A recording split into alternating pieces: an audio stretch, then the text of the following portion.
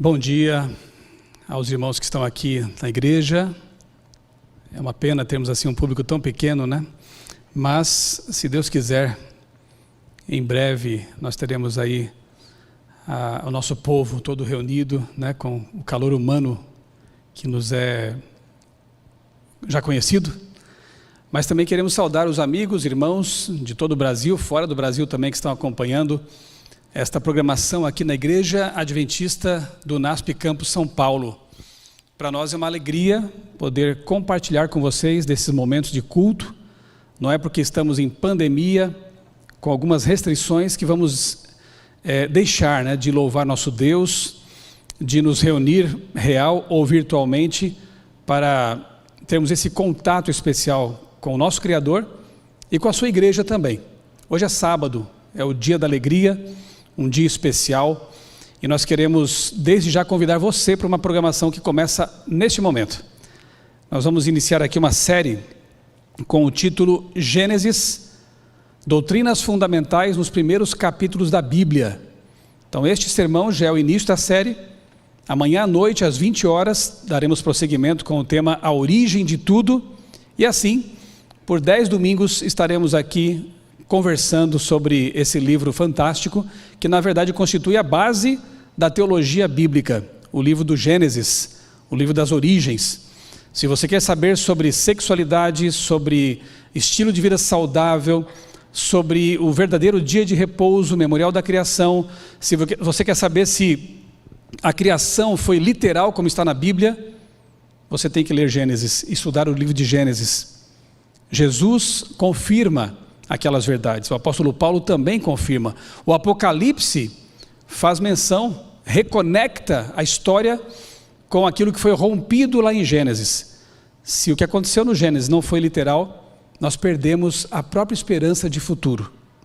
Se a criação não foi como está registrada nos primeiros capítulos da Bíblia, no primeiro capítulo, a recriação narrada no Apocalipse também perde seu sentido.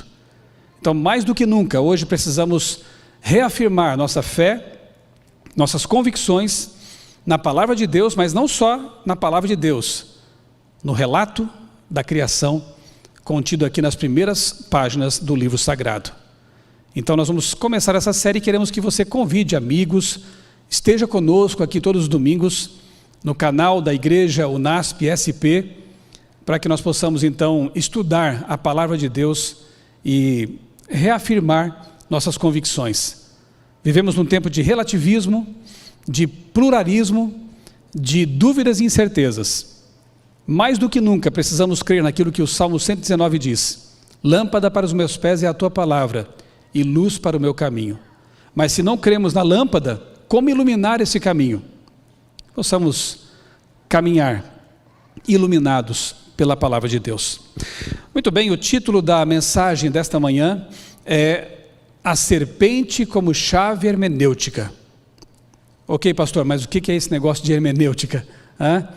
Vamos aqui buscar uma breve explicação para essa palavra. Eu extraio isso de um ótimo livro sobre hermenêutica bíblica, do autor Dr. Osborne, A Espiral Hermenêutica, em que ele diz assim: a palavra hermenêutica deriva do vocábulo grego que significa interpretar. A definição tradicional da palavra é ciência que define os princípios ou métodos para a interpretação do significado dado por um autor específico. Ou seja, hermenêutica é o esforço para entender aquilo que foi escrito da forma mais clara possível. Resumindo ao máximo, é isso. Existe hermenêutica no direito, no jornalismo, mas também tem hermenêutica bíblica. Todo texto deve ser lido e, se possível, interpretado corretamente. Existem ferramentas para isso, existem formas de fazer isso. E os teólogos, e não só eles, todos nós que queremos conhecer a palavra de Deus, talvez até você não conhecesse essa palavra, hermenêutica, mas quando você ora a Deus, pede compreensão e estuda com seriedade a palavra de Deus, você está fazendo hermenêutica. Você está querendo entender o que o autor original escreveu. O perigo é quando nós partimos da nossa visão preconcebida, preconceituosa, distorcida, e tentamos levar esses pressupostos, esses preconceitos para a Bíblia, aí não dá certo. Aí corremos grandes perigos. Mas quando fazemos o caminho inverso, vamos à Bíblia, querendo entender o que o autor originalmente escreveu, inspirado por Deus, porque assim nós cremos, aí nós temos a grande chance de alinhar nossa vida com os princípios, os valores, as doutrinas da palavra de Deus. Portanto, a hermenêutica é muito importante. Essa arte, essa ciência de interpretar corretamente os textos da palavra de Deus. Você vai entender por que eu dei esse título, A Serpente como Chave Hermenêutica, né? Atualmente, as pessoas têm tentado buscar muitas chaves interpretativas. Então, há teologias das mais variadas, hoje em dia, tentando olhar a Bíblia de uma perspectiva meramente humana, antropológica, humanista. E nós temos visto assim coisas muito complicadas. Nós, como adventistas, nascemos como movimento justamente porque havia um desejo de entender a palavra de Deus, começando com Guilherme Miller. Você deve conhecer a história, lembrar da história. Ele começa a ler a Bíblia de Gênesis, desejando ir até o Apocalipse, entendendo o que cada verso queria dizer, usando apenas uma concordância, a concordância de Cruden.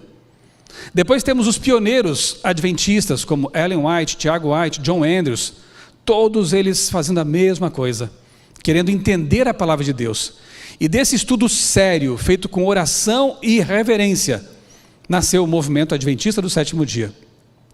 Não podemos perder esse ímpeto que caracterizou o início da nossa obra. Nós teremos sucesso evangelístico, missionário, como povo de Deus, se continuarmos crendo na palavra dele, tal qual ela é. Eu quero convidá-los agora a lermos juntos Gênesis capítulo 3, versos 1 a 13. Alguns dizem, e eu concordo, que é o capítulo mais triste da Bíblia. Porque em Gênesis 1 e 2, nós veremos isso amanhã à noite, quando estudarmos sobre a criação, esses dois capítulos são maravilhosos. Ali está o plano original de Deus para a humanidade. Deus cria a vida neste planeta, Deus o preenche com tapete esverdeado, né? A grama, as gramíneas, as árvores. Depois começa a colocar os animais para ocupar esses habitats tão carinhosamente preparados. E finalmente, coroando a criação, ele cria homem e mulher e os coloca no jardim do Éden. É lindo, é praticamente um poema, é algo maravilhoso, né? É algo com que a gente sonha todos os dias, porque um dia voltará a acontecer isso, né? Na recriação. Um dia Adão encontrará Jesus de novo. E essa cena será emocionante, maravilhosa. Mas o capítulo 3 traz uma quebra, uma ruptura. Porque um inimigo, aquele que semeou o joio no meio das plantações de Deus, esse inimigo que foi expulso do céu por rebelião, por uma subversão em relação à vontade do Criador, ele se subverte e acaba, por sua própria escolha, sendo expulso do céu. E ele traz a rebelião para este planeta. Infelizmente, o nosso planeta, os nossos primeiros pais acabaram sendo enganados por esse rebelde, se tornando eles também parte dessa subversão, dessa rebelião. Louvado seja Deus, porque há um propósito, há um plano de Deus, Deus havia estabelecido um plano de resgate, e nós veremos isso ao longo dessa série também aqui. O que Deus fez para resgatar a humanidade. Mas vamos ver aqui. Eu sei que vocês conhecem o texto, mesmo aqueles que às vezes acabam interrompendo o ano bíblico lá para frente, mas aqui sempre leem, né? Gênesis, os primeiros capítulos. Então aqui nós vamos ler o relato. É um relato muito sintético, muito enxuto, muito reduzido, como a Bíblia é, porque se fosse para detalhar cada aspecto, teríamos que andar com um caminhão, né? A Bíblia teria o tamanho de um caminhão, para poder vir à igreja seria até inviável. Então é tudo muito resumido, mas o suficiente para entendermos o que aconteceu. E aqui neste começo do capítulo 3, vemos o diálogo de um médium. Satanás usou um médium, um animal, que naqueles tempos era, como todos os demais, belo, não assustador, não havia medo, não havia asco, era um animal bonito. possivelmente voasse, brilhasse, enfim, como toda a criação brilhava, reluzia. Era algo insuspeito. Satanás trabalha desse jeito, né? Ele muitas vezes vem com ideias, teorias, filosofias, ideologias aparentemente insuspeitas, na casca muito bonitas, muito justas, muito corretas, mas no miolo se revela ali o espírito da rebelião, o perigo. Eu quero que você preste atenção na leitura agora para identificar quais foram as artimanhas hermenêuticas. Aqui veremos um diálogo hermenêutico. Por quê? Porque ele parte de uma interpretação do que Deus disse. Preste atenção nisso. É um diálogo hermenêutico. Por quê? Porque a serpente usada por Satanás, a voz era do diabo, ela vai interpretar as palavras de Deus. Só que não da forma honesta, correta, como devemos fazer. Leiamos juntos aqui, Gênesis 3, de 1 a 13. Preste bem atenção nas artimanhas. A serpente, mais astuta que todos os animais selvagens que o Senhor tinha feito, disse à mulher: é verdade que Deus disse? Já começa aqui o problema.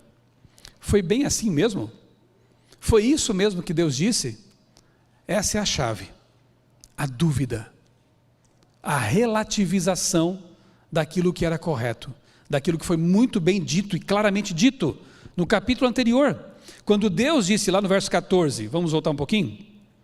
De toda a árvore do jardim você pode comer livremente, mas da árvore do conhecimento do bem e do mal você não deve comer, porque no dia em que dela comer, você certamente morrerá. Pronto, é a palavra de Deus, foi clara, era um teste. E mesmo que eles talvez não entendessem muito bem o porquê desse teste, quando Deus faz alguma coisa, nós cremos. E Ele sabe o porquê. Muitas coisas são explicadas, outras nem tanto. E para aquelas para as quais não há tanta explicação, nós simplesmente cremos. Lembra-te do sábado. Mas por que o sábado? Não pode ser a sexta? Não pode ser o domingo? Deus disse: não coma isso, não beba aquilo. Mas por quê? Eu não sou livre? Você pode comer se quiser, mas as consequências vêm. Então por quê? Porque Deus disse, Ele sabe o que é o melhor. Ele é o Criador. Bem, a serpente começa questionando: é verdade mesmo isso que Deus disse? Não comam do fruto de nenhuma árvore do jardim. Espera aí, Deus não falou isso, gente. Ele já começa distorcendo as palavras de Deus para levar Eva ao engodo, ao engano, para deixá-la confusa. E lembre-se, Eva e Adão eram muito inteligentes. Eram seres humanos recém-criados. A mente estava tinindo, como se diz. Haviam certamente sido advertidos pelos anjos, por Jesus, da rebelião. Mas o engano veio de forma surpreendente. E Satanás em pessoa, você percebe que não foi um anjo aqui caído, que foi encarregado de ter esse diálogo com aquela mulher tão inteligente. Ele vem pessoalmente, porque a missão ali era grave, era importante. Ele queria colocar Deus numa cilada, pensando assim: se Eva e Adão pecarem, e Deus os perdoar, eu vou dizer que ele é a palavra me fugiu agora, mas enfim, condescendente, essa é a palavra. Eu vou dizer que Deus é condescendente, que Ele passa a mão na cabeça do pecador e deixa passar, enquanto comigo Ele não fez isso. Então Deus é injusto. Mas se Deus os destruir, eu vou acusá-lo do que eu sempre disse: ele é um tirano, ele é um ditador universal cósmico. Satanás não contava com aquilo que Deus faria, e eu vou contar para vocês nessa série aqui com mais detalhes. Satanás foi surpreendido pelo plano de Deus, de não matar o pecador, mas também não passar a mão na cabeça do pecador, dizendo: pode continuar do jeito que você está, venha como está e permaneça como está. Não. O pecado destrói, o pecado machuca, o pecado arrasa, e com o pecado Deus não brinca. A morte de Cristo na cruz prova para nós que o pecado é uma coisa muito grave, mas o que Deus fez foi maravilhoso. Mas o tema não é esse hoje, eu não quero me adiantar. Eu quero ainda analisar a astúcia de Satanás aqui nesse diálogo com Eva.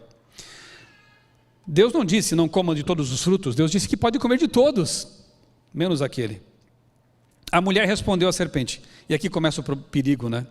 O diálogo com o erro com o inimigo, o diálogo com o que é claramente pecaminoso, errado, fora do padrão de Deus, um animal falando, e já vindo com distorções hermenêuticas.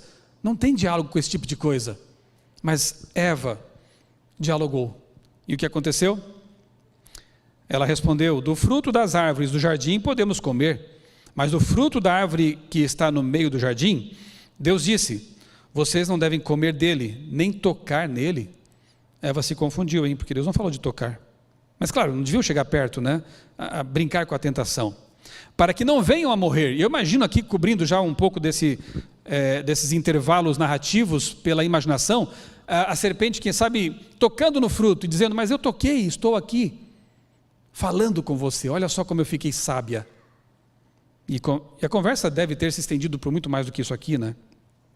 A serpente então disse à mulher, voltando a argumentar: é certo que vocês não morrerão, porque Deus sabe que no dia em que dele comerem, os olhos de vocês se abrirão, e como Deus, vocês serão conhecedores do bem e do mal. Satanás sempre vem com essa história de um conhecimento superior, de algo além do que está revelado por Deus, oculto. Teorias conspiratórias ocultistas fazem muito sucesso por isso mesmo. O ser humano é curioso, ele gosta daquilo que parece misterioso, né? E o diabo vem com isso: vocês saberão mais, vocês serão mais, serão como Deus. Não estava bom demais ser filho de Deus já? Não estava bom demais ter a terra toda sob seu domínio, como administradores? Vendo a mulher que a árvore era boa para se comer, ponto número 1, boa para se comer. 2, agradável aos olhos. 3, desejável para dar entendimento, tomou do fruto e comeu. E deu também ao marido, e ele comeu. Então os olhos de ambos se abriram, e o conhecimento veio, mas do quê? Perceberam que estavam nus, descobertos da graça de Deus, se sentiram desconfortáveis, algo que nunca tinham experimentado. Percebendo que estavam nus, tentaram até coisas humanas absurdas, costuraram folhas de figueira para se taparem, né? Fizeram cintas para si. Agora começa a justificação pelas obras na história humana. Ao ouvirem a voz do Senhor Deus que andava no jardim, Deus nunca abandona seus filhos, né? Ele estava lá. Quando soprava o vento suave da tarde, o homem e a mulher se esconderam da presença do Senhor.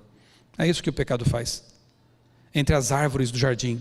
E o Senhor Deus chamou o homem e lhe perguntou, como se Deus não soubesse, né? Onde você está? O que aconteceu? Sabe, deixa eu perguntar para você também, olhando nos seus olhos: onde você está neste momento? Essa pergunta aqui é muito mais profunda do que meramente saber a localização, porque Deus é onisciente. Ele já sabia. A pergunta é: qual a tua condição nesse momento, querido? Onde você está? No caminho da verdade, no caminho da certeza, no caminho da crença, ou nos perigosos caminhos da relativização, da dúvida, da incerteza, das teologias várias que tentam solapar os fundamentos da palavra de Deus? Onde você está neste momento? Você está em comunhão íntima com Deus, o Deus da verdade, o Deus em quem nós confiamos, ainda que nem sempre entendamos todas as coisas? Ou você está longe desse Deus, mais próximo de ideias humanas finitas, frágeis e muitas vezes perigosas? Onde você está? Foi essa a pergunta que Deus fez para Adão. Onde você está? E ele respondeu: eu ouvi a tua voz no jardim, e porque estava nu, tive medo e me escondi. Pensa num pai ouvir algo dessa natureza. Pai, eu estava com medo de ti. Deve ter ferido muito o coração de Deus isso. E eu me escondi de ti. Quem lhe disse, Adão, que você estava nu? Você comeu da árvore da qual ordenei que não comesse? Deus permite que eles se abram, que eles contem, né? Aí Adão começa também a inaugurar uma coisa estranha nesse mundo que não existia: pôr a culpa em outra pessoa, transferir a culpa. A culpa não é minha, a culpa foi de outra pessoa. A mulher que tu me deste para estar comigo, ela me deu. A culpa é da mulher. Aí Deus olha para Eva e pergunta: o que você fez? O que foi isso que você fez? A mulher respondeu: a serpente, claro que quase dizendo, né, que o Senhor criou, a serpente me enganou e eu comi. Essa, de fato, é a cena mais triste da Bíblia, né? Porque ela marca a ruptura do mundo perfeito para tudo que veio depois. O resto da Bíblia é o recheio entre a criação e a recriação. E é um recheio tão triste, tão amargo, tão cheio de tragédias, que para nós já está muito claro que não vale a pena desobedecer a lei de Deus, os padrões de Deus, a verdade que Ele estabeleceu. Porque o plano dele sempre foi e sempre será o melhor para nós. Eu quero agora avançar. Antes vamos explorar aqui alguns detalhes, né? Uma perspectiva de interpretação alternativa à palavra de Deus já estabelecida, que levou à mudança de entendimento, quando o texto diz que se abriram os olhos deles. Então mudou o entendimento, a compreensão, maculou a mente de Adão e Eva. Esse diálogo hermenêutico, né? Segundo, uma mudança de percepção de si mesmos e do mundo. Perceberam que estavam nus. Já não se viam mais como os humanos que Deus havia criado, puros, incontaminados, belos. E terceiro, uma mudança de atitudes. Fizeram cintas e se esconderam. Então essa conversa hermenêutica teve graves consequências, você percebeu? Não ficou só no plano das ideias, porque ideias têm consequências. Se você abraça uma ideologia antibíblica, ela vai afetar seu comportamento, vai afetar sua forma de viver e vai machucar você. Eu quero te convidar agora para irmos a Mateus capítulo 4, versos 1 a 11. O tempo avança, milênios se passam e agora mais uma vez Satanás aparece para tentar alguém numa missão especial para ele. A vitória que ele alcançou com Eva, ele tentou também com Jesus. Olha a audácia, com o próprio Criador, agora em forma humana, debilitado por 4.000 anos de decadência, resultado do pecado no mundo. Ele veio com um corpo já com 4.000 anos de decadência, moralmente perfeito, mas fisicamente afetado pelo pecado. Ele sentia fome, sentia frio, não tinha mais os 4 metros e poucos de Adão, não estava num jardim perfeito com temperatura climatizada, ele estava num deserto, vários dias sem se alimentar, fraco, exausto, querendo muito saciar a fome com um pedaço de pão que fosse. Ali naquele momento, totalmente desfavorável, eis que aparece de novo o enganador, o subversivo Mor. E ele vem com essa conversa. Mateus capítulo 4, vamos ler? Versos 1 a 11. Eu quero que você preste atenção nos 3 C condicionais, que o diabo, relativizadores, que o diabo usa. Mais uma vez ele vem com essa conversinha mole de relativizar, de distorcer a palavra de Deus. Preste atenção que é a mesma mente deturpada que no Éden derrubou Adão e Eva. Agora tenta com Jesus a mesma tática, com outras palavras, mas na essência é a mesma chave hermenêutica, a chave da dúvida, a chave da relativização, a chave da distorção da palavra de Deus. Eu vou facilitar para você. O primeiro C, ele evoca a dúvida, você vai perceber isso.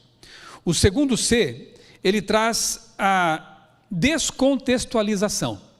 Ele vai pegar um texto bíblico, olha que lindo, um texto bíblico, mas ele distorce, tira do contexto e tenta aplicar de forma errada, hermenêutica falsa.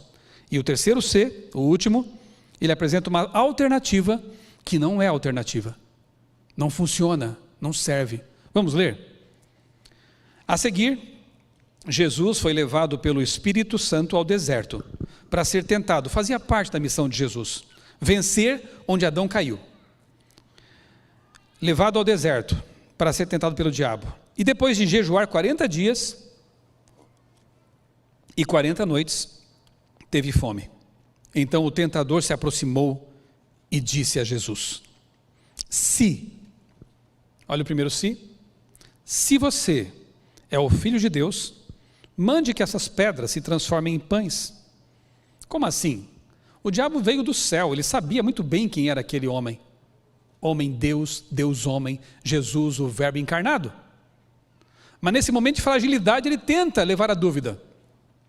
E tenta Jesus a fazer o que ele não deveria fazer, usar o seu poder divino em benefício próprio, para vencer onde Adão não poderia ter vencido, usando o seu poder divino. Se você é filho de Deus, manda essas pedras se transformem em pães. Ele não queria muito isso? Sim, mas Jesus respondeu: está escrito. Aqui está a nossa vitória, aqui está a garantia de que nós também poderemos ser vencedores sobre as tentações de Satanás. Está escrito, a palavra de Deus. A hermenêutica correta: o ser humano não viverá só de pão, mas de toda palavra que procede da boca de Deus. Toda palavra. Jesus não é de recortar a palavra, Jesus não fica extraindo aquilo que convém. É óbvio que não, porque a palavra é dele. E nós, cristãos adventistas, devemos agir como Jesus. Toda palavra que sai da boca de Deus, do Gênesis ao Apocalipse. Nós cremos assim. Daqui a pouco eu vou ler para vocês aqui a crença número 1 da nossa igreja. É o que nós adventistas cremos. Está aqui, né? Registrado no livro Nisto Cremos. Mas está aqui também, obviamente. Toda palavra que sai da boca de Deus. Paulo vai repetir isso lá em 1 Timóteo. Toda escritura é divinamente inspirada por Deus. Toda. Eu não tenho o direito de, como Satanás, tentar pinçar, recortar, editar. Não tenho esse direito, não me compete isso, sou um mero ser humano. Os autores foram inspirados por Deus. Toda palavra que sai da boca de Deus. Então o diabo levou Jesus à cidade santa, a Jerusalém, colocou-o sobre o pináculo, é um local bem alto, né, acima do templo, e disse: segundo se você é filho de Deus, jogue-se daqui, porque está escrito: aos seus anjos ele dará ordens a seu respeito, e eles o sustentarão nas suas mãos, para que você não tropece em alguma pedra. Não está escrito isso? Não é da Bíblia isso? Mas o diabo aqui descontextualiza. O texto não diz que você pode tentar a Deus fazendo algo que ele não mandou. Então o diabo tentou Jesus pela dúvida, não deu certo. Agora tenta descontextualizar a palavra, também não vai dar certo, sabe por quê? Jesus responde: também está escrito. Olha como é importante conhecer a palavra de Deus. Olha como é importante uma hermenêutica correta. Também está escrito: não ponha à prova o Senhor seu Deus. Bíblia explica a Bíblia. O diabo ainda levou Jesus, tentou mais uma vez, a última, a um monte muito alto. Mostrou-lhe todos os reinos. Aqui é uma hipérbole, né? Porque a gente sabe que não dá para ver todos os reinos de cima de um monte. Mas a Bíblia tem muitos desses todos, todas, né? É uma hipérbole. Mostrou todos os reinos do mundo e a glória deles, e disse: tudo isso lhe darei, se, o terceiro se, prostrado, você me adorar. Ele dá uma alternativa agora. Você pode escolher isso ou aquilo. Então Jesus respondeu, ordenou agora: vá embora, Satanás, porque está escrito: adore o Senhor seu Deus e preste culto somente a Ele. Com isso o diabo deixou Jesus, e eis que vieram anjos e o serviram. Que lindo isso, né? Foi derrotado, e depois na cruz será definitivamente derrotado por Jesus. Como Jesus venceu? Com uma hermenêutica correta, com as escrituras, toda a escritura. É importante pensarmos nisso. Elizabeth Elliot, uma grande cristã, missionária, o marido dela, Jim Elliot, missionário, foi morto em 1956, enquanto tentava fazer contato missionário com os Auca, no leste do Equador, uma tribo. Eles mataram o marido dela. Mais tarde, ela mesma passou 2 anos como missionária entre os membros da tribo que matou o marido dela. E conseguiu levar muitos a Jesus. Elisabeth Elliot escreveu algo muito interessante em seu livro Deixe-me Ser uma Mulher. Um ótimo livro. Que tipo de mundo seria o nosso se Eva tivesse recusado a oferta da serpente? Você consegue imaginar? Se Eva tivesse dito para a serpente: deixe-me não ser como Deus, deixe-me não ser como Deus, deixe-me ser o que eu fui feita para ser, deixe-me ser uma mulher. Se Eva tivesse dito isso para a serpente, eu não estaria aqui pregando agora sobre isso, simplesmente. Tudo seria diferente. Mas porque ela quis ser mais do que Deus havia planejado para ela, estamos aqui agora. Não imitemos essa rebelião. Começou com Lúcifer, quis ser como Deus. Ele inocula em Eva o mesmo vírus, para que ela quisesse ser como Deus. Mas nós não somos deuses, nós somos humanos, filhos de Deus. Eu prefiro ser filho de Deus. Deus tem muita coisa com que se preocupar. E eu prefiro ser um filho amado de Deus, ter a proteção do Criador Todo-Poderoso. Me sinto honrado por ser filho dele. Deixe-me ser uma mulher, deixe-me ser um homem, deixe-me ser um filho de Deus. É isso que temos que fazer. Ellen White, no História da Redenção, página 25, escreveu: esta tem sido, fazendo referência à tentação de Satanás, essa tem sido a sua, de Satanás, ocupação específica com grande sucesso, desde a queda. Qual é a tática, qual é a estratégia? Levar os seres humanos a tentar se intrometer nos segredos do Todo-Poderoso, a não estar satisfeitos com o que Deus revelou, a não tratarem de obedecer ao que Ele ordenou. Pretende Satanás induzi-los a desobedecer aos mandamentos de Deus e então fazer com que creiam que estão entrando num maravilhoso campo de saber. Isso é pura conjectura, um infeliz engano. Agora eu vou ler para vocês aqui um trecho do Tratado de Teologia. O que é o Tratado de Teologia? É uma obra oficial da igreja, é como se fosse o Nisto Cremos expandido, digamos assim. É uma tremenda obra, vale muito a pena ser estudada. As doutrinas adventistas bíblicas estão aqui detalhadas de um modo maravilhoso. É um livro da Casa Publicadora Brasileira, onde eu trabalho. É uma coleção de 9 volumes, né? Esse aqui é o 9º volume, é o Tratado de Teologia. Eu vou ler aqui um trecho na página 49, e eu quero que vocês prestem bem atenção no que eu vou ler aqui. É o pensamento da Igreja Adventista do Sétimo Dia, ok? E diz: a Bíblia adverte repetidamente contra alguém que ouse minar ou usurpar a autoridade da palavra de Deus, ok? Adverte contra os falsos profetas que fingem falar as palavras de Deus. Aqui tem todos os textos bíblicos que confirmam essas afirmações. Adverte contra os falsos apóstolos que alegam ser verdadeiros e os falsos cristos que enganarão a muitos, os quais pretendem substituir a autoridade de Deus pela sua própria. Ao longo da história, a autoridade das Escrituras tem sido ostensivamente atacada ou sutilmente substituída por outras teologias. Já nos dias de Jesus, os judeus invalidavam a palavra de Deus por causa da sua tradição. O mestre os acusou de em vão adorarem a Deus, ensinando doutrinas que são preceitos de homens. Mateus 15, 6 e 9. Outros meios pelos quais a autoridade bíblica tem sido minada são a sabedoria, a falsa ciência e a filosofia mundanas, que fazem acréscimos ou supressões, olha aí, recortes, né? Chaves hermenêuticas, fazem acréscimos ou supressões à palavra de Deus, ou lhe distorcem o sentido.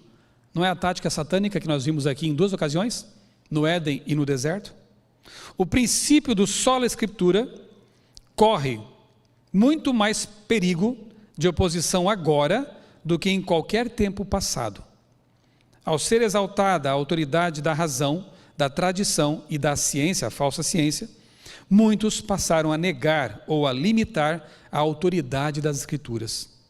Os cristãos que ainda se submetem com humildade e fé à autoridade da Bíblia, como a viva e suprema palavra de Deus, devem se preparar para dar a razão da sua fé e replicar como os apóstolos: antes importa obedecer a Deus do que aos homens. Atos 5, 29.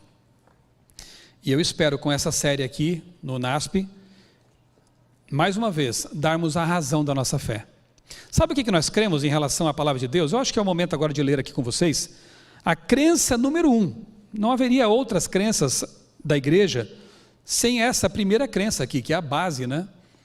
Diz assim, o Nisto Cremos: as Escrituras Sagradas, o Antigo e o Novo Testamento, são a palavra de Deus escrita, dada por inspiração divina. Não tem essa história de que a Bíblia contém a palavra de Deus. Ela é a palavra de Deus escrita. Aí é uma sutileza muito grande, não caia nessa conversa. A Bíblia não contém a palavra, ela é a palavra de Deus escrita, inspirada. A palavra grega é theopneustos, ela significa soprar. Então Deus, ele soprou as ideias, as verdades, visões e sonhos para os autores. E eles, com suas palavras, obviamente, numa cultura específica, registraram a palavra de Deus na linguagem humana. É a palavra de Deus com sotaque humano, isso é maravilhoso. É quase como Jesus. Ele é Deus eterno, todo-poderoso, Criador do universo. Mas ele se fez homem com o corpo humano. Ele se esvazia, se limita para ser compreendido. E a Bíblia é a palavra infinita de Deus, tornada humana, para nós compreendermos. Mas não deixa de ser a palavra de Deus. Diz mais aqui a crença número 1, dos adventistas do sétimo dia. Os autores inspirados falaram e escreveram ao serem movidos pelo Espírito Santo. Nesta palavra, Deus transmite à humanidade o conhecimento necessário para a salvação. As Escrituras Sagradas são a revelação infalível, suprema e repleta de autoridade de sua vontade. Constituem o padrão do caráter e a prova da experiência, o revelador definitivo de doutrinas e o registro fidedigno dos atos de Deus na história. Eu creio nisso. Se você é adventista, você crê nisso. Que a Bíblia é a palavra infalível de Deus. Não cremos na inerrância. Não tenho tempo de explicar isso aqui para vocês. Mas cremos sim na infalibilidade da palavra de Deus, da sua mensagem. Se você é um adventista, você crê desse jeito. Eu creio assim. E depois eu vou contar como é que foi meu encontro com essa verdade maravilhosa. Mas eu não quero me adiantar aqui as coisas. Vamos avante. Depois de ressurreto, Cristo deixou uma lição prática de como interpretar com segurança as Escrituras.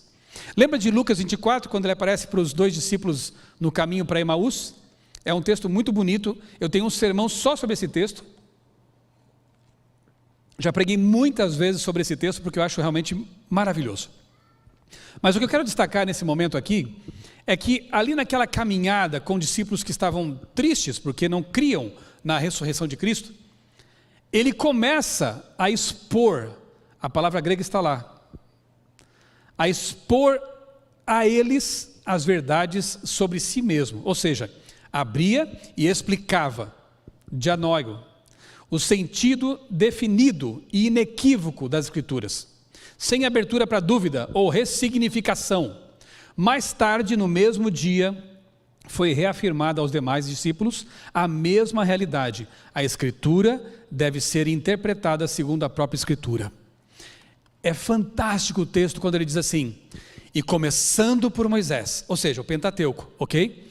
E por todos os profetas, Isaías, Jeremias, Ezequiel, Daniel, Malaquias, Abacuque, por todos os profetas, explicava-lhes o que a seu respeito, expunha-lhes, a palavra grega quer dizer abrir e explicar, hermenêutica, expunha-lhes o que a seu respeito constava em todas, de novo a palavrinha mágica, né? Todas as Escrituras. Essa é a hermenêutica de Cristo, e eu sigo essa hermenêutica. Para Jesus, toda a Bíblia é a palavra inspirada de Deus. Sim, ela é cristocêntrica, porque ela apresenta Jesus de várias formas. O santuário é Jesus. O sacrifício que Abraão não precisou fazer era Jesus representado ali. E vários outros textos mostram alguma faceta tipológica de Jesus. Mas Jesus não recorta a Bíblia. Jesus não fala assim, olha, esse texto aqui não é inspirado porque não combina muito com aquele outro, trazendo até dúvidas sobre a harmonia interna da Bíblia. A hermenêutica de Cristo não é a da serpente é distorcer, recortar, fragmentar. A de Cristo é toda Escritura é inspirada e cristocêntrica. Qual você escolhe? Se você quer ficar com Jesus, tem que ser a dele. Dr. Carlos Flávio Teixeira escreveu que hermenêuticas alternativas encontram sua base no método da serpente. Hermenêuticas alternativas a essa de Cristo, a de Paulo, a de toda a Bíblia, encontram sua base na hermenêutica da serpente. Distorcer, recortar, fragmentar, ressignificar textos que não precisam de ressignificação, porque estão muito claros aqui no seu contexto. Isso é sério? Bom, daqui para frente, tendo feito essa base aqui, que é a base de toda a nossa série aqui, Gênesis, ok? Uma hermenêutica correta da palavra de Deus, uma crença correta na palavra de Deus. Eu quero usar apenas 3 exemplos de falsas hermenêuticas que têm distorcido e confundido as pessoas. O evoteísmo, a tal da teofísica e o liberalismo teológico. Eu vou citar aqui pessoas, pensadores, autores, escritores, pregadores. A minha questão não é com as pessoas, eu respeito as pessoas. Deus as ama e nós também temos que amá-las. Mas como são pessoas públicas, cujas ideias também são públicas, eu vou me deter nas ideias dessas pessoas. Está bem assim? Não são críticas, não tem nada aqui que ver com ódio, muito pelo contrário. Um cristão não pode nem abrigar isso no coração, senão não está seguindo a palavra de Deus. Mas as ideias têm que ser analisadas. Nós precisamos, como diz Paulo em Efésios 5:11, e para mim isso é uma diretriz de vida até, não ter relação com as obras infrutuosas das trevas, antes denunciá-las, para que ovelhas incautas não sejam enganadas. O papel de um pastor é proteger o rebanho, não é verdade? E proteger o rebanho muitas vezes envolve dizer assim, cuidado, esse caminho é perigoso, você pode tropeçar aqui, você pode cair nesse abismo, você pode se perder por aqui. Então não acredite em pastores que só pregam o evangelho açucarado, do venha como está e permaneça desse jeito. Um verdadeiro pastor se espelha em Cristo, que abraçava, mas também expulsava vendedores do templo. Do Cristo que fica indignado com o pecado, porque o pecado machuca, porque o pecado leva à perdição. Cuidado com os pregadores do evangelho açucarado, porque a Bíblia fala de amor, tolerância, misericórdia, mas também fala duramente contra o pecado e contra aqueles que pregam o pecado.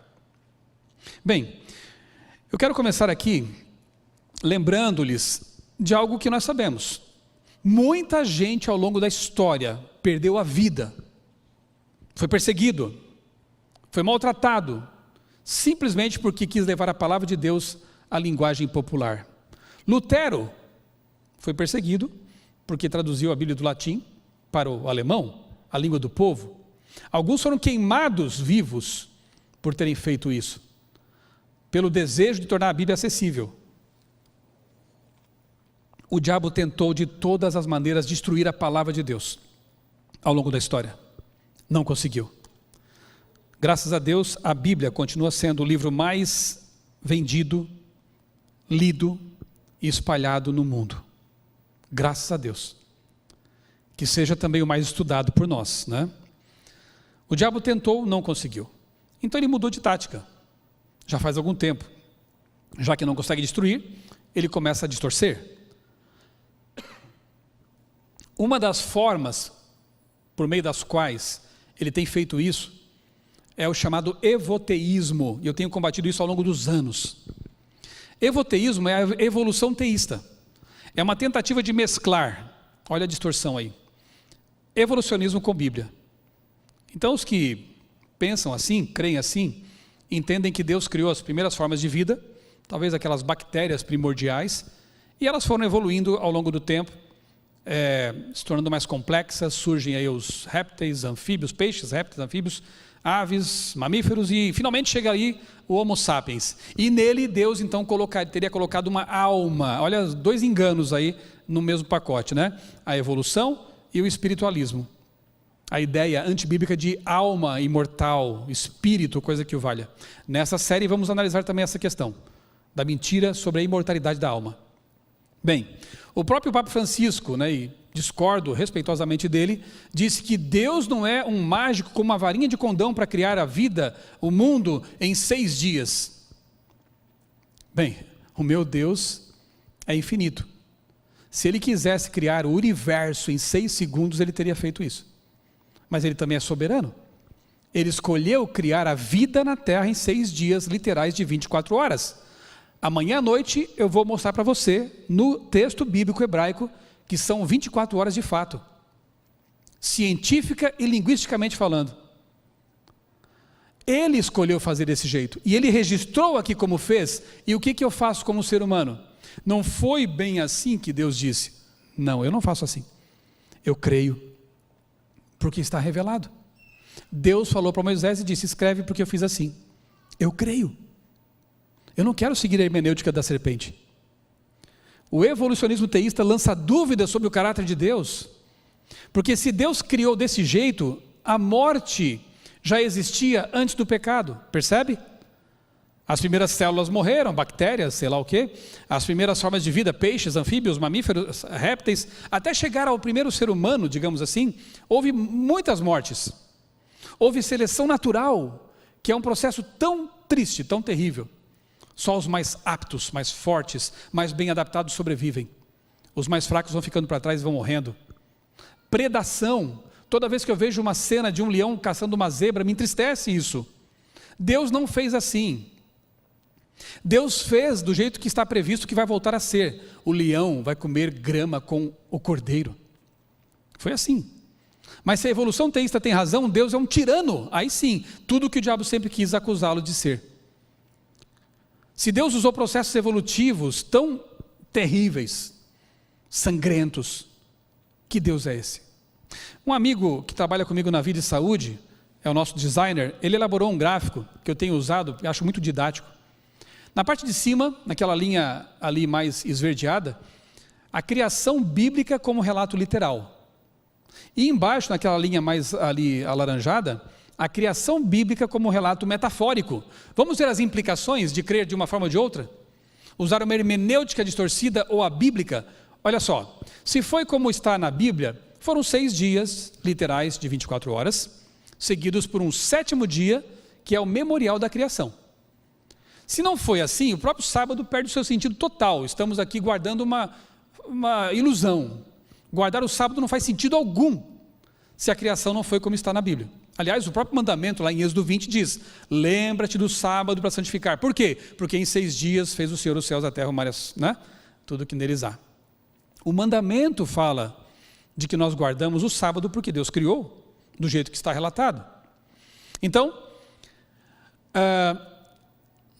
a humanidade, infelizmente, foi reprovada no teste. Adão e Eva falharam na prova da obediência, mas, como está ali embaixo, a cruz, Deus se fez homem em Cristo e morreu para libertar a humanidade do pecado. Veja, se o relato da criação não é como está na Bíblia, se foram processos evolutivos, e a morte já existia antes do pecado, o pecado nem existe porque também é um mito, faz parte do capítulo 3 de Gênesis, o que Jesus veio fazer na cruz?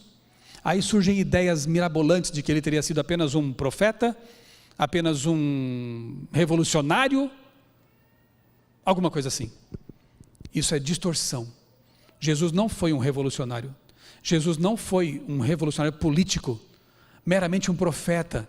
Jesus é aquele que disse: antes que Abraão existisse, eu sou. João 8,58. E essas palavras fazem eco a Êxodo 3,14, quando ali é dito para Moisés que o eu sou está te enviando para libertar o povo. A mesma expressão. Tanto é que os judeus, quando ouviram isso da boca de Cristo, tentaram apedrejá-lo por blasfêmia. Por quê? Porque eles entenderam muito bem que ele estava dizendo que era Deus. Ego eimi. Eu sou. É Deus que é o eu sou. Então, Se a evolução é a verdade e não o que está na Bíblia, o criacionismo, Jesus, a morte dele não faz sentido algum. É mais um desses revolucionários que morreram. Mas não é assim. Ele veio pagar o preço, a dívida contraída por Adão e Eva no princípio. Ele paga na cruz e nos oferece a salvação. A tumba de Jesus está vazia, porque segundo a Bíblia e segundo aquilo que ele mesmo prometeu, ele ressuscitaria, e ressuscitou. Cadê o corpo? Ninguém conseguiu provar, ninguém conseguiu exibir. Era muito fácil para os romanos dizer, isso é tudo mentira, aqui está o corpo. Mas tiveram que espalhar uma mentira, essa sim mentirosa, tiveram que espalhar uma mentira, uma fake news, de que haviam roubado o corpo. Uma turma lá de judeus maltrapilhos, desarmados, conseguiu vencer uma tropa romana, abrir o túmulo e roubar o corpo. Que história é essa? Ninguém conseguiu desmentir, por quê? Porque a tumba está vazia. O nosso Deus vive. Essa é a verdade bíblica. E o clímax da história é a volta de Jesus. O mesmo que prometeu ressuscitar e ressuscitou, prometeu voltar e vai voltar. Mas se não foi assim, se é como ensinam os evoteístas, aí os dias da criação passam a ser ressignificados, né? Nós temos aqui milhares de anos, talvez milhões, eras. Não é o que o texto diz, mas eles se atrevem a interpretar melhor do que o texto mesmo diz. Não é o que Jesus diz, mas eles sabem mais do que Jesus. Foram eras. Sábado não existe, é só uma tradição judaica, porque não tem nada a ver com a criação não aconteceu desse jeito. Ninguém caiu, não houve queda, árvore, fruto, cobra, que história é essa? Tudo isso é mito. Então a morte é natural, ela foi criada junto com a vida. Muita gente se torna ateia quando começa a pensar nesse Deus da evolução. Como assim Deus criou a vida e a morte? Deus criou a beleza e a feiura? Criou a rosa e seus espinhos? Que Deus é esse? Se ele tem todo o poder, por que ele fez isso desse jeito? Ele precisava esperar milhões de anos para que pudesse aparecer um ser humano, depois de tantas tentativas e erros e sofrimentos? Eu não aceito esse Deus, mas eles creem desse jeito. A história, sem ele, se a humanidade não tropeçou, não pecou, não precisa de um redentor, não precisa de resgate. A história continua, seu rumo. Tumba fechada. Jesus até existiu, porque é inegável, né, o personagem histórico. Ele até existiu, mas foi carismático, quem sabe um curandeiro, quem sabe ali um dos profetas, mas acho até que ele casou, talvez com Maria Madalena, talvez tenha tido filhos, depois morreu de velho. Essas ideias estão por aí. Código da Vinci, lembra? Apresenta essa ideia, estapafúrdia.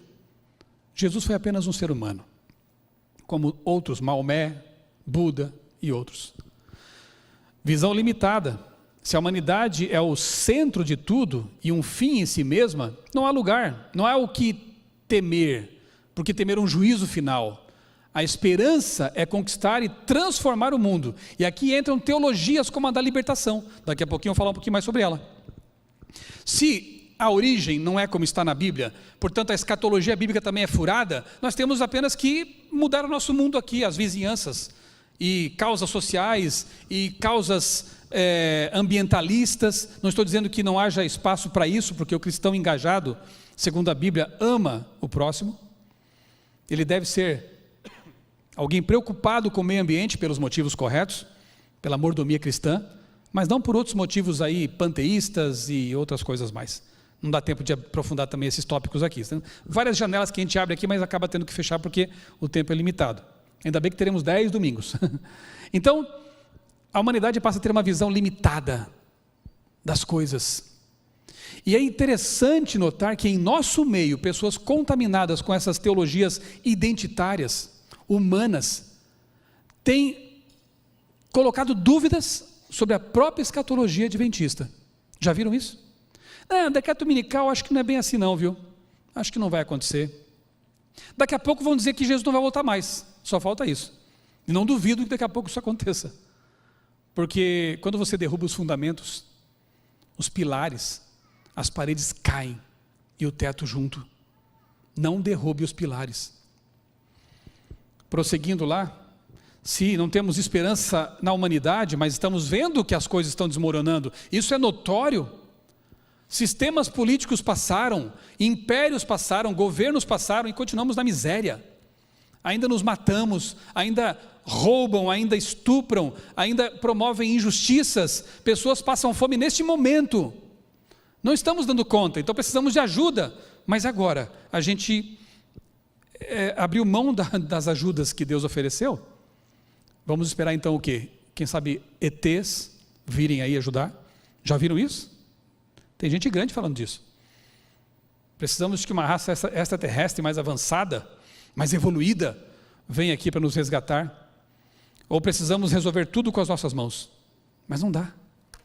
Deus prometeu intervir e resolver esse problema, tirar-nos desse atoleiro em que nos metemos. O que você prefere? Qual visão faz mais sentido para você? A visão evoteísta, antropológica, ou a visão bíblica criacionista, que entende o relato da criação como literal? Eu já fiz a minha escolha, porque para mim é mais coerente, é mais cheia de esperança. É a visão de Jesus. Jesus se referiu a Adão e Eva como literais. Jesus se referiu ao dilúvio como um evento literal. Então eu fico com ele, obviamente, eu não tenho nem dúvida. Entre ficar com Jesus e outros teólogos liberais ou cientistas, né, que alguns, não todos, porque muitos são criacionistas, é claro, mas que adotam uma visão evolucionista, eu já fiz a minha escolha. E estou plenamente satisfeito com ela. E sei que ela tem um futuro. A outra ideia mais ou menos recente, não é nova, mas tem sido popularizada agora. Talvez você ouça falar disso ainda em algum momento. A tal da teofísica. Parece tão legal esse nome, né? Juntar a teologia com a física. Aliás, você pode juntar teologia com física, biologia, química, quando corretamente compreendidas, ambas, né?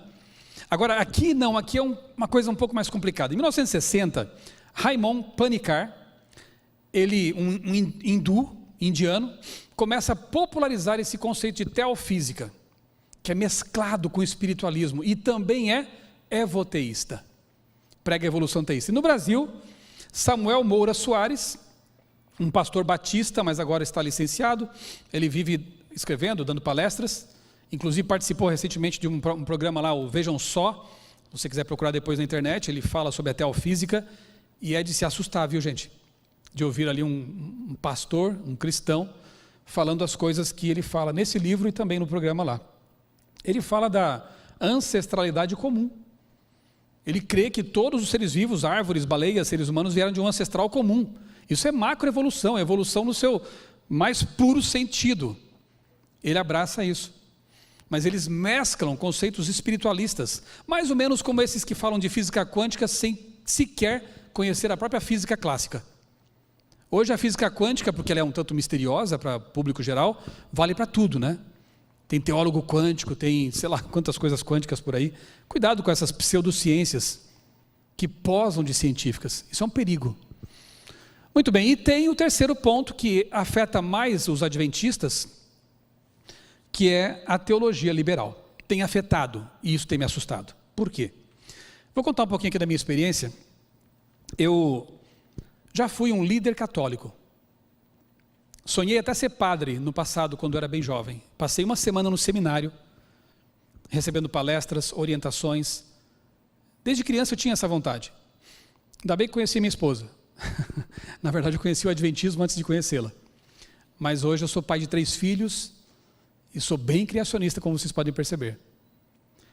Mas eu, naquele momento da minha vida, pensava que talvez a vocação sacerdotal fosse a minha escolha mais acertada. Ainda bem que no seminário um padre me deu um conselho muito sábio. Eu tinha 16 anos. Ele falou assim: Michelson, você é muito novo ainda. Volte para casa, termine o ensino médio, namore, conheça um pouco mais da vida, e se você realmente tiver esse desejo, essa vocação, pode voltar para cá que nós vamos recebê-lo. Isso foi no seminário de Tubarão, lá pertinho da minha cidade natal, Criciúma, Santa Catarina. Para encurtar a história, depois eu conheci o adventismo no ensino médio, conheci um jovem criacionista adventista, missionário, louvado seja Deus pelos missionários, que teve coragem de me confrontar com respeito, mas me confrontou me fez perguntas, me levou à Bíblia. E 3 anos de muito estudo, de muito quebrar a cabeça, me levaram realmente à verdade que liberta. Por isso que João 8,32 para mim é muito especial. Vocês conhecerão a verdade e ela os libertará. Mas acontece, voltando um pouquinho para trás ainda, que enquanto eu estava estudando a Bíblia mais a fundo, como nunca tinha feito antes, eu comecei a falar para os meus amigos do grupo de jovens, das pastorais das quais eu participava, comecei a compartilhar com eles as verdades que eu estava descobrindo, inclusive sobre a morte, sobre o sábado, sobre o santuário, sim. E o pessoal começou a ficar preocupado comigo. Que ideias são essas? De onde vem isso? Da Bíblia, está aqui, ó, mostrava para eles. Aí, para tentar evitar maiores problemas, inclusive, quando o padre não podia ir à nossa comunidade, nosso grupo de jovens às vezes fazia celebrações, que é uma missa sem padre, uma celebração. Numa dessas eu preguei, tinha 17 anos. Levei a minha Bíblia, já foi estranho isso, né? Um quase padre ali, digamos assim, com a Bíblia aberta, na missa. Toda marcada com papeizinhos, que eu não sabia procurar com muita habilidade, mas estava tudo marcado os textos aqui. Na Bíblia que eu tenho lá em casa, guardo até hoje, a minha Bíblia Paulinas. Eu preguei sobre a ressurreição de Lázaro e o sono da morte. Imagina como é que foi a situação. Não tem ninguém lá, quer dizer, alguns, né? Mas os mortos estão dormindo. Lázaro estava dormindo. Jesus o chamou e ele não falou nada de céu, de inferno, nada, ele estava dormindo. E aí os ministros da Eucaristia torcendo o nariz, achando muito estranha essa mensagem. E depois dessa missa, a coisa ficou complicada. Foram me visitar, dizendo que eu tinha que parar com isso. Eu falei, mas está na Bíblia. Eu estou lendo a Bíblia. Aí combinaram de fazer um curso teológico na nossa paróquia. Convidaram jovens, adultos de várias igrejas, né? Várias comunidades, para termos eu fiquei feliz, assim, que maravilha, é o que eu mais queria, que nós estudássemos a Bíblia. Então eu fui com a minha Bíblia feliz para aquele curso de teologia. Meus amigos estavam lá, e eu pensei, agora eles vão ver que a Bíblia é a palavra de Deus, que eu estou estudando é a Bíblia, e que está tudo certo. Eu espero que esse professor ensine para eles o que eu estou ensinando. Mal sabia eu que eu teria a maior decepção da minha vida. Uma das. Era um seminarista da teologia da libertação. É por isso que eu me assusto, tá? Dá vontade de chorar, de ver que algo que eu abandonei no meu passado há 30 anos, agora tenta entrar em nossa igreja. É assustador. Ele começou dando curso usando Êxodo. Eles adoram o Êxodo porque parece ali a história, né, marxista do proletário contra o burguês. O burguês é o egípcio e o proletário é o hebreu, é o pobre. Não está errado, Deus os libertou, mas cuidado, viu, com o que não parece tão errado, porque há coisas por trás. E aquele seminarista começou a dizer o seguinte, olha, Deus liberta o povo do Egito, e de repente eles se deparam com o Mar Vermelho, mas não é bem como está aí na Bíblia, porque o mar não se abriu assim. Era uma maré baixa, e eles passaram com água pela cintura. Gente, ele começa a desfazer todos os milagres da Bíblia, trazendo para uma interpretação meramente humanista, antropológica. Eu não sabia naquele tempo que existia uma coisa chamada alta crítica, que de alguma forma orienta essas teologias identitárias, como a da libertação também. Aqui que é a alta crítica, não é a hermenêutica de Deus não, viu? É desfazer, não que seja exatamente isso, mas muitas vezes faz isso, desfaz os milagres de Deus, aquilo que humanamente parece impossível, não foi bem assim. De onde vem essa ideia, viu? Foi isso mesmo que Jesus disse? Foi isso mesmo que Jesus fez? Todos os milagres na Bíblia ele desfazia. Criação, Adão e Eva, não, isso aí, por favor gente, né? Vamos amadurecer, é um mito. Adão e Eva, pelados no jardim, aquela cobra lá, a serpente, fruto, não sei o quê, isso é um mito, é um mito de criação. E eu fiquei cada vez mais angustiado com aquilo. Se é para isso que eu vim aqui participar desse curso. Graças a Deus meus amigos também perceberam a gravidade daquilo. E o curso teve umas 3 aulas só e depois acabou. Ninguém mais quis saber daquilo. Mas não pense que essa ideia não tem sucesso. Teologia da libertação. Missão integral. teologias identitárias, teologia feminista, teologia isso, teologia aquilo. Não precisamos disso, precisamos de teologia bíblica.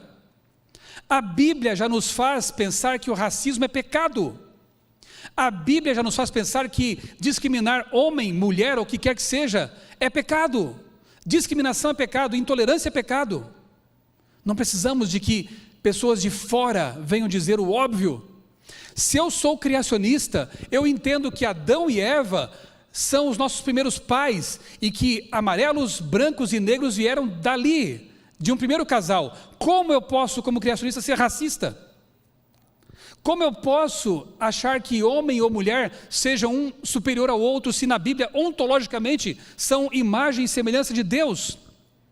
Eles têm funções diferentes, são biologicamente diferentes, mas ontologicamente, essencialmente, são iguais perante Deus. A Bíblia diz isso. Eu não preciso de uma teologia externa, uma chave hermenêutica ou coisa que o valha para me dizer o óbvio. Nossos pioneiros eram anti-escravagistas. Ellen White se levantou contra a escravidão no tempo dela. Eu não preciso de teologias que vêm mescladas com ideologias antibíblicas como o marxismo ou evolucionismo para saber o óbvio que deveria vir da minha pura leitura da palavra de Deus. Vocês percebem como Satanás é esperto? Na aparência a coisa é bonita, mas na essência ela é muito perigosa. Teologia liberal me assustou quando eu conheci pela primeira vez, há 30 anos mais ou menos, e volta a me assustar, porque eu nunca imaginei que aquilo que eu abandonei lá atrás, estaria entrando por baixo das portas do adventismo em nosso tempo. Leonardo Boff era um dos nossos mentores, líamos os livros dele, era o nosso guia, digamos assim, nesses caminhos da teologia da libertação. Olha o que ele diz entre muitas outras frases e citações. A mentalidade cristã reside no fato de conservar sempre sua identidade nas várias mutações históricas e dentro de distintas formulações. Sempre a coisa que muda com o tempo, ela é variável, ela é relativa. Outra teóloga que acabou ficando famosa em nosso meio recentemente, nós que éramos do catolicismo já conhecíamos. Um amigo meu também que quase foi padre, qualquer dia eu vou fazer uma live com ele. Um grande adventista, missionário, estudou 6 anos no seminário, o irmão Mateus. Ele já conhecia muito bem também a Ivone Guevara, uma ecofeminista, liberal, totalmente liberal. Ela diz que ela ficou famosa em nosso meio por conta de uma live que foi feita por aí, e que ganhou grandes proporções, enfim. Ela diz que a Bíblia é a produção literária de uma época com abertura à transcendência, e não como a palavra de Deus. Pronto, já negou que nós cremos na base. Ela diz ainda que o meu trabalho é desconstruir a Bíblia como a palavra de Deus. Eu digo, não é a palavra, é uma palavra humana, onde se coloca uma pessoa pela qual lhe é atribuída, dependendo dos textos, uma característica. Com todo respeito à freira Ivone Guevara, mas essa não é a palavra de Deus. Não é a hermenêutica de Deus, de Jesus Cristo. Na tal da live lá, ela disse algumas coisas assim muito assustadoras. Para nós que conhecíamos, né, essa teologia, até não surpreende muito, mas, repito, numa live com adventistas, isso assusta muito. Ela diz, por exemplo, eles estão os minutos, né, todos registrados. A Bíblia está cheia de mitos. Há o mito do mal, o mito da criação, o mito da bondade, da maldade divina. Não importa se você entende esse mito como algo mais do mundo acadêmico, mito é mito, e colocar a criação como mito é derrubar o pilar principal da nossa crença como adventistas. É derrubar o criacionismo. Diz mais a doutora: as doutrinas teológicas cunhadas pelos homens não aceitam mitos, elas falam como se existisse uma verdade, mas não existe uma verdade. Como assim, meu Deus? Conhecereis a verdade, e a verdade os libertará. Mas não existe uma verdade, existem caminhos. Jesus disse, eu sou o caminho, então a própria verdade é uma verdade que caminha, muda. Como Boff disse também, a própria compreensão de Jesus é uma realidade que caminha. A própria compreensão do mistério maior, que é a vida, caminha, não é uma realidade estática. Disse mais: na realidade biológica e cosmologicamente, o feminino é anterior ao masculino. Não sei de onde ela tirou isso. Deus Pai Todo-Poderoso, que criou Adão, é um mito de poder. Aí você percebe a lente feminista sendo aplicada ao texto e dizendo assim: Deus criou Adão primeiro, então está errado, porque isso mostra poder. Que poder? Por favor, se tivesse feito de outra forma, Deus é soberano. E isso não faz de Adão superior a Eva. Pelo contrário, quando Deus tira uma costela de Adão, Ele diz: ela é igual a ele. Tirou do lado, não foi da cabeça nem do pé, como diz Ellen White, né? Mostrando superioridade ou inferioridade. Ela é uma companheira, está do lado. Isso é muito bonito. Mas eles distorcem e tornam uma coisa luta de classes. Sempre é luta de classes. É colocar homens contra mulheres, negros contra os brancos, quando a Bíblia diz: somos todos um.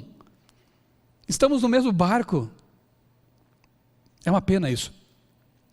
O cristianismo foi e é uma forma de colonialismo. Lamentável. O catolicismo, ao qual ela pertence, embora ela tenha sido também silenciada lá, porque ela é uma subversiva entre os católicos, esse foi usado como colonialismo. Eu acho tão ridículo, me perdoe a palavra, um adventista pedir perdão por certas coisas, sendo que nossa igreja tem pouco mais de 150 anos. Nós não temos nada que ver com isso. O nosso surgimento é bem posterior. Me desculpe, porque como cristão eu fiz isso, eu colonizei, eu acabei com os índios. Não, eu não fiz isso. A minha igreja é muito mais recente. Só falta agora pedir, um adventista pedir perdão pela Inquisição. Não dá para entender esse tipo de coisa. Cristianismo mal utilizado por pessoas satânicas fez isso. Mas não o cristianismo de Cristo, que muitos outros seguem, que tem levado salvação e esperança a todo mundo. Não misture as coisas, por favor. Eu enfrentei isso na faculdade, gente. Houve momentos, quando eu estava lá cursando jornalismo, eu lembro de uma aula em que um aluno levantou a mão assim e disse: porque esse cristianismo aí é um absurdo, é ridículo, matou pessoas, escravizou. Eu levantei a mão e disse: espera aí, amigo, vamos conversar um pouquinho mais? A que cristianismo você se refere? Porque o meu cristianismo não tem nada a ver com isso. E outros cristãos não têm nada a ver com isso. Se distorceram e usaram isso de forma equivocada e maldosa e satânica, isso é outra história. Na verdade, o que ele estava falando era sobre o catolicismo medieval. Catolicismo medieval. A igreja da qual Ivone Guevara é membro. Se é que ainda é, também não sei bem isso aí. Prossigamos aqui. Quem é Deus? Quem é o diabo? São forças que estão dentro de nós. Puxa vida, isso aí é um absurdo, né? É quase o yin e yang, né? A Bíblia não foi escrita tal qual a conhecemos. É ingenuidade pensar assim. Estamos continuamente interpretando, dando um significado que é para nós hoje. Vejam aquela ideia de uma teologia externa sendo aplicada à Bíblia, não o contrário. Ela relativiza a criação. Afirmamos Deus como mistério maior. O mistério maior inclui masculino, feminino, gay, lésbica, planta, barata. Isso é panteísmo, em essência. Deus está ali diluído, né, em todas as coisas e criaturas. Ela debocha da ressurreição de Jesus. Diz que não há um único caminho. Não dá mais para usar a Bíblia como força de legitimação. Vamos usar o que então? Filosofias humanas? É preciso mostrar a inter-relação entre mundos e experimentar outras coisas. Me desculpe, dona Ivone, mas eu quero ficar com a palavra de Deus. Eu não quero esse tipo de pensamento. Outro senhor, esse não católico, mas um protestante, digamos assim, um ex-pastor presbiteriano, Caio Fábio, eu não vou ler todo o texto que está aí na tela, mas o vídeo dele está disponível no YouTube, né? Ele chega a afirmar que ele é superior a Paulo, porque ele tem mais conhecimento, ele tem tem toda a Bíblia à sua disposição. E a ideia desse pessoal que defende essas ideias de chaves hermenêuticas, Caio Fábio é o maior popularizador da tal chave hermenêutica, Jesus como chave hermenêutica. Resumindo a história, é o seguinte: eu só aceito o que Jesus falou, ok? Se alguma coisa que Paulo disse não foi dita por Jesus, eu não aceito Paulo. Paulo não foi inspirado. É por aí.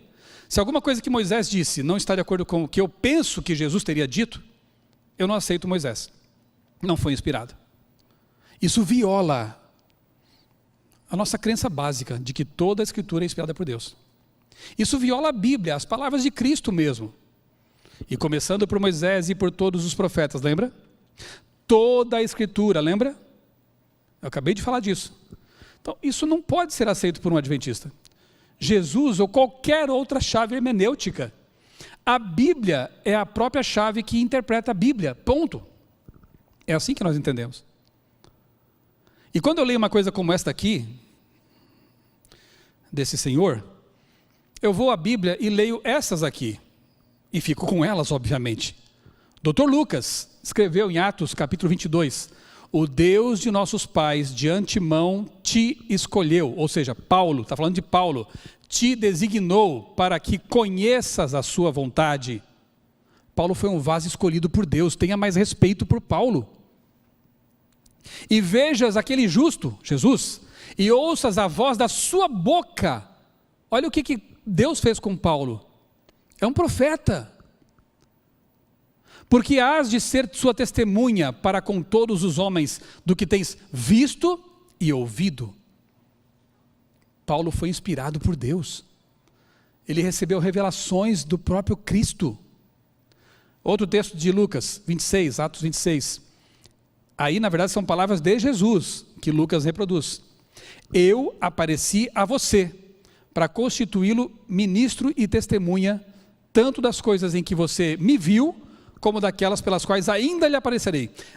Jesus não apareceu só uma vez para Paulo, apareceu mais de uma vez. Ainda lhe aparecerei.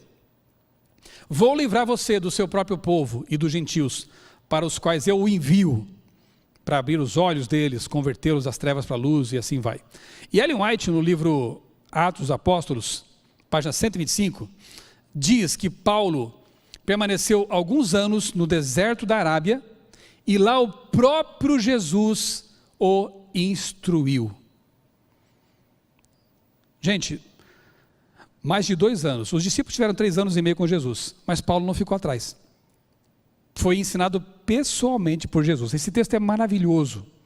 Ali, na solitude do deserto da Arábia, Paulo teve ampla oportunidade para sossegado estudo e meditação. Recapitulou calmamente sua experiência passada, possuindo-se de genuíno arrependimento. Buscou a Deus de todo o coração, não descansando, até que tivesse a certeza de que seu arrependimento for aceito e seus pecados perdoados. Ele desejava a certeza de que Jesus estaria com ele em seu ministério futuro. Esvaziou a alma dos preconceitos e tradições, coisa que muitos hoje não têm feito o contrário. Paulo esvaziou sua mente dos preconceitos, tradições humanas que lhe haviam sido até então modelado a sua vida, e recebeu instruções da fonte da verdade.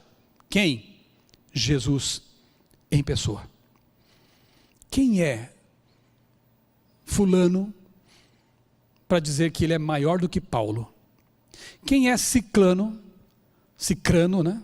Ou Beltrano, ou sei lá quem, para dizer que se Paulo falou alguma coisa que Jesus não disse, eu não aceito porque Paulo está falando meramente da sua ideia. Gente, Jesus não veio aqui para falar todas as coisas, já que ele mesmo disse que o Espírito Santo nos orientaria em toda a verdade. Que mais revelações seriam dadas por meio dos profetas, dos discípulos, dos autores inspirados. Todos estão em harmonia, e por isso Paulo diz, toda Escritura é divinamente inspirada por Deus.